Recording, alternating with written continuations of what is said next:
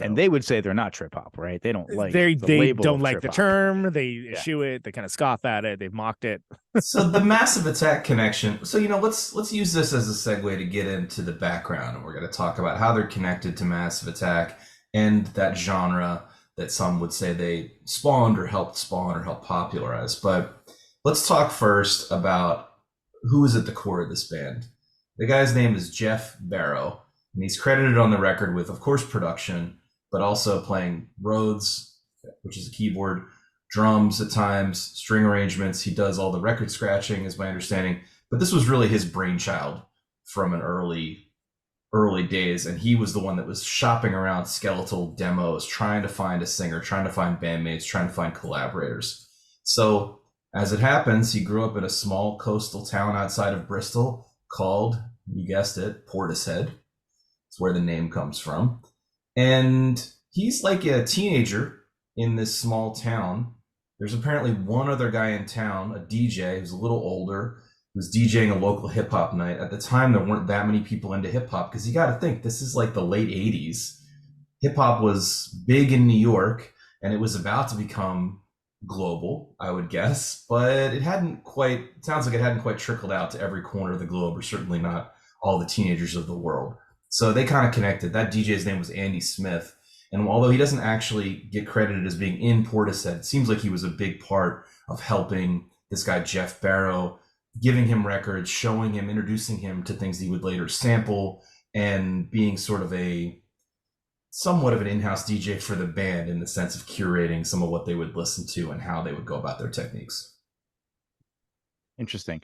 I do like the story of how Beth ended up. I believe the story was that they were Jeff was at some government program where you get $40 a week to start a small business, and she was also there to try to basically scam $40 a week off of the government, and that's how they met up, which is fantastic. It just puts you in that mindset of, like, we talked about it on the Bell and Sebastian episode, the sort of program for unemployed musicians. It's like all musicians, it's just a bunch of like unemployed people sitting around trying to figure out how they're going to make ends meet. So perhaps even more important than that moment in the timeline is before that, Jeff was employed at a place called Coach Studios, a proper studio in Bristol. This would be about 1990 era. This is when he would be 19, and he was a low-level runner. Like, he literally made tea. But it was when Massive Attack and the other, let's say, large Bristol band was making their debut record called Blue Lines. And he was the lowest of the low, as he himself put it, lowest rung. Wasn't an engineer or anything like that. He was literally just going to get coffee or tea, whatever they drink over there. But he would be able to kind of steal studio time in the middle of the night, because I guess he had a key to the place. And so he would go in there and work on demos and try to learn a little bit about how to work the material. Massive Attack, the band, saw some promise in him, and they actually gave him his first sampler, an Akai S1000, to get started. And so a lot of this record was conceived on that sampler that he was gifted by this more successful band, and it was also conceived and even recorded in some cases in these very late night hours, which I think does say something about the mood of the record that comes through. Absolutely. I mean, it's like totally late night listening to a certain degree, you know. Oh, this is not like going to the baseball game, throw on some Portishead music. Yeah.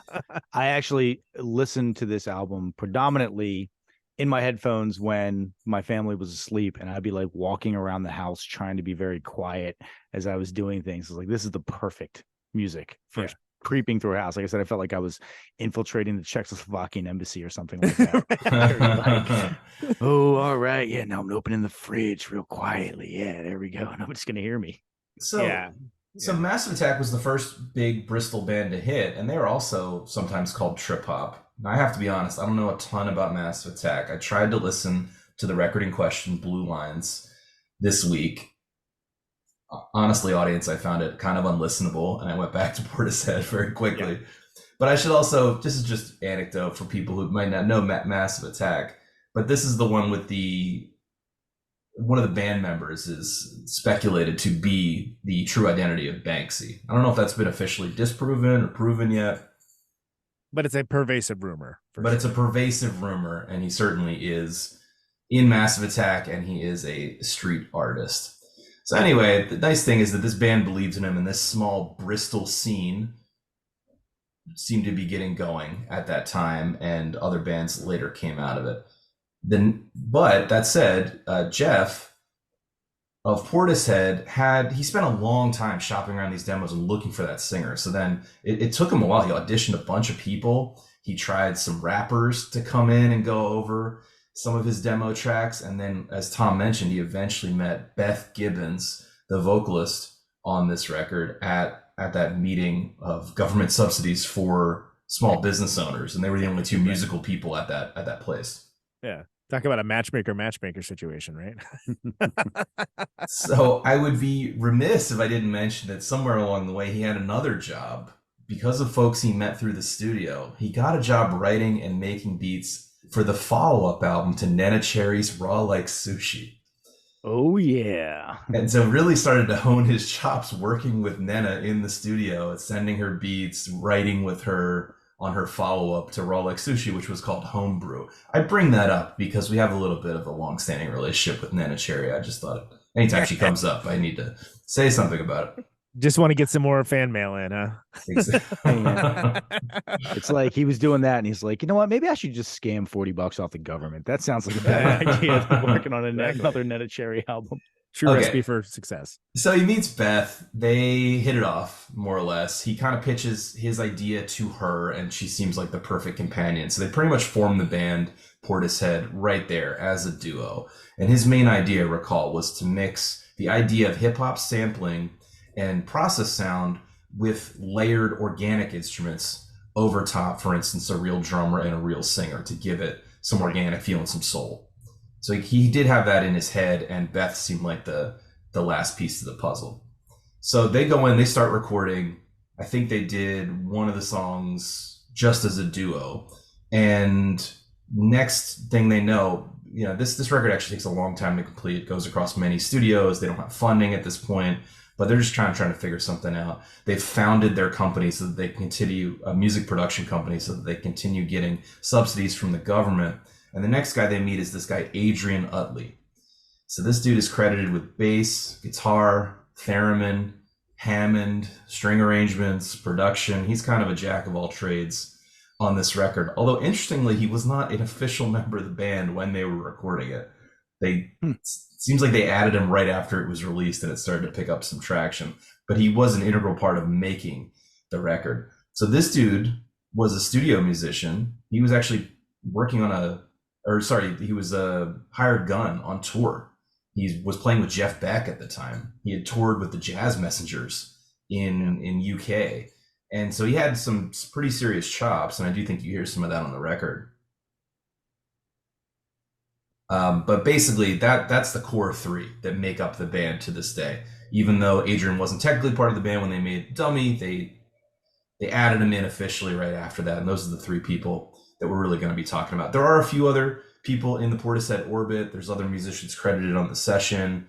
A guy called Clive Deemer plays drums when they're on tour. Yeah, for instance. And I think he plays in Adrian's band too, if I remember correctly. Like, a bunch of people in his jazz band play in the live band, which sounds okay. Like sounds like that'd be a good idea. Yeah, yes, I will do that. Sounds good. So when you hear these guys talk about trying to shop these demos around, work on it, I mean, they spent a long time agonizing over a lot of minutia.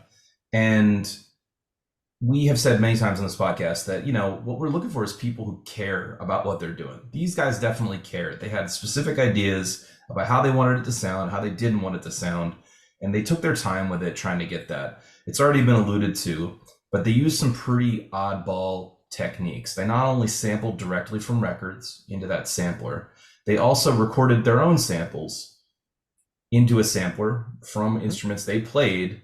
Then they printed them to vinyl. Then when the vinyl came, they would step on it, literally, a bunch, to scratch it up, to make it dirty. It's too clean. I want to hear some pops and cracks, and I'm curious if you guys read, because I was trying to get an answer to how did they have the money to print vinyl records of small samples? That seemed odd to me. Did they have access to some kind of weird special vinyl machine? Yeah, I mean, you can do short one-offs. run, like like acetates, or like not exactly like a full production run of vinyl. I'm blanking on what you call them, but like I'm you sure can. there's. Well, it sounds like they did do that. I was just a little surprised that they were able to. It seems harder than. But that wasn't the only thing they did. I should say they bounced Yeah. stuff down to cassette tapes to dirty it up. They Yep. played acoustic guitars into crappy dictaphones, handheld dictaphones. They would record drums at really, really low volume and then reamp them through guitar amps to Yep. distort them out.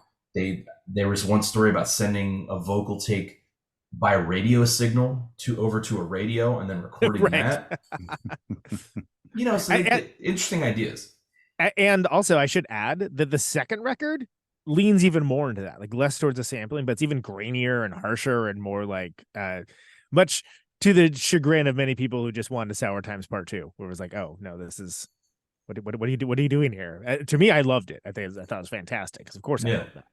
But they seem like a band that's really into experimentation, generally speaking. Absolutely. Which and then after those two, there was like a huge, like long, like 10-year break, right? And they do this third record, which I know is not what we're discussing, but I'm only bringing it up because it's not really trip hop at all, but it's definitely got that like soundtracky spy music sort of feel, but like in a way that's like completely different, yet it still sounds like them. And I find that record to be absolutely remarkable, and I think it's notable that they managed to like lean into what made them interesting and not do the expected thing at any moment in time. Can you help me define trip hop? I mean, I read the Wikipedia article on it, but I'm not any really clear to understanding what defines it. Is it just down tempo? Like real bass heavy drum beats, kind of like things that like you would hear in like breakbeat drums, but kind of melancholic, right? Yeah. Like the sound is like, if not sad, brooding, maybe Yeah. is a good term for it. Okay. Yeah, I definitely picture it as stoner music, but for super depressed stoners that don't want to listen to like up-tempo hip-hop. It's right, exactly. It's a very specific state of mind you have to be in to listen to trip hop. It's not necessarily my genre. It can be background music too. I mean, you kind of mentioned how it's sort of in that Pitchfork article that people think it's dinner party music, and a lot of trip hop is kind of dinner party music. It's stuff that's just kind of interesting, going on in the background. It's inoffensive. It's never gonna fucking take over the conversation or anything like that. Right.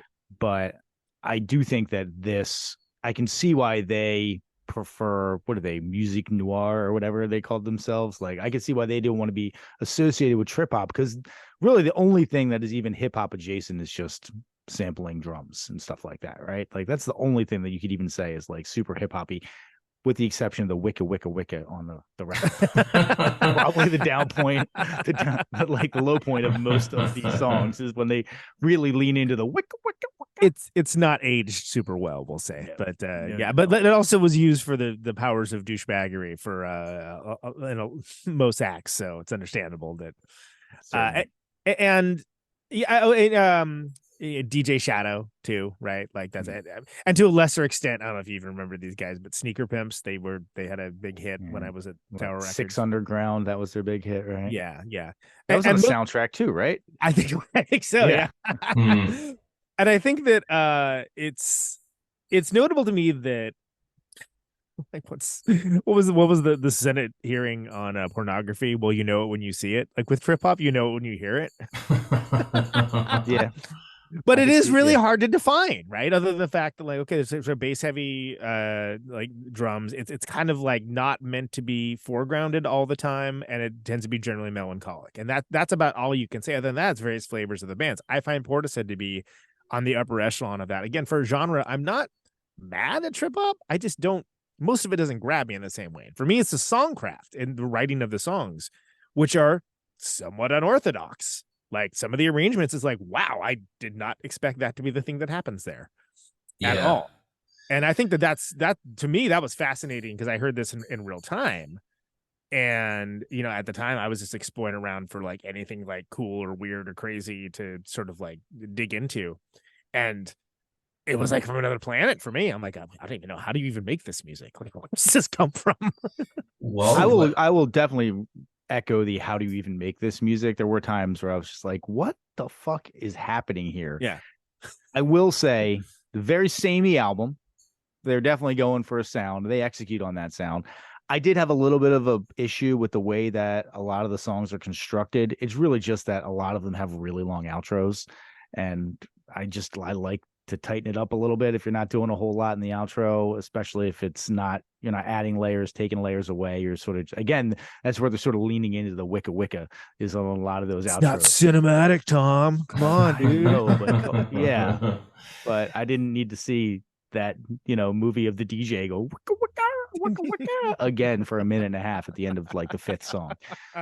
Let's talk about the timing. So this came out August 22nd, 1994. It feels like a heady time for music. And Conan, you just said you were working at the record store at that time. Is that true? Yeah. So what kind of music were you listening to at the time when this would have come out and changed your direction a bit?